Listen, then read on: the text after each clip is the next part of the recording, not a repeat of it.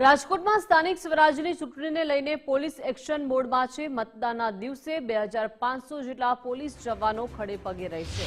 Police કમિશનરની સીધી નજર હેઠળ લોખંડી બંદોબસ્ત, 1 જેસીપી, 4 ડીસીપી અને 8 એસીપી સહિતના અધિકારીઓ મોરચો સંભાળશે। સુરક્ષા વ્યવસ્થામાં એસઆરપીની ટુકડીઓ અને ક્યુઆરટી પણ તૈનાત રહેશે। સંવેદનશીલ વિસ્તારોમાં વધારાનો બંદોબસ્ત રાખવામાં આવશે। શહેરના 8 જેટલી ચેકપોસ્ટ ઊભી કરી સઘન ચેકિંગ કરાયું છે।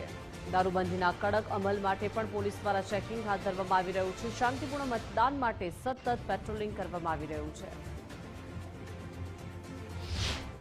મતદાનને હવે ગણતરીના દિવસો જ બાકી રહ્યા છે ને સૌથી મહત્વની જવાબદારી હોય છે પોલીસની ને પોલીસ દ્વારા પણ તમામ તૈયારીઓ છે તે કરી લેવામાં આવી છે।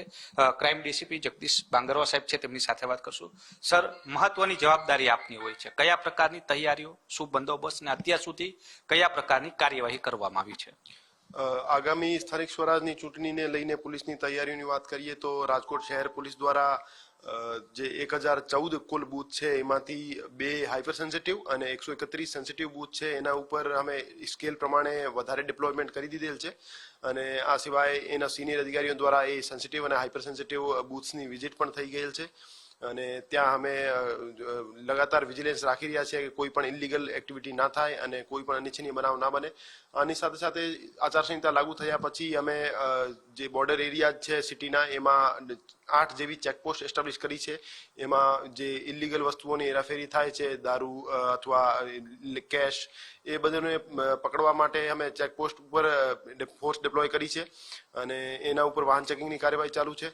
અને આચારસંહિતા લાગુ થયા પછી જે વાત કરીએ તો 7 લાખ કરતા વધારે કિંમતનો દેશી દારૂ અમે પકડ્યો છે અને 70 લાખ કરતા વધારે કિંમતનો અમે ઇંગ્લિશ દારૂ પકડ્યો છે અને આની સાથે સાથે લિસ્ટેડ બુટલેગર્સ, લિસ્ટેડ જુગારિયા અને આની સાથે સાથે હિસ્ટ્રી શીટર્સ, એ તમામને અમે લગાતાર ચેક કરી રહ્યા છીએ જેથી કોઈ એ ઇલીગલ એક્ટિવિટીમાં ઇન્વોલ્વ ના થાય અને ચૂંટણીને પ્રભાવિત ના કરે।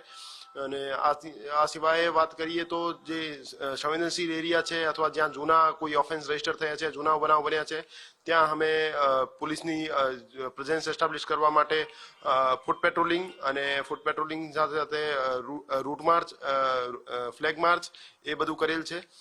અને આ સિવાય જે આગામી ચૂંટણીને ધ્યાને લઈને અમે ફોર્સ ફાળવણીની વાત કરીએ તો રાજકોટ શહેરમાં હોમગાર્ડ જવાનો, એસઆરપી અને પોલીસના જવાનોને મળીને 2500 કરતા વધારે ફોર્સ અમે ડિપ્લોય કરીશું 1014 જે બૂથ છે એના ઉપર અને અમે કોન્ફિડન્ટ છીએ કે શાંતિપૂર્ણ અને નિષ્પક્ષ રીતે એ ચુનાવનું આયોજિત કરાવી દઈશું।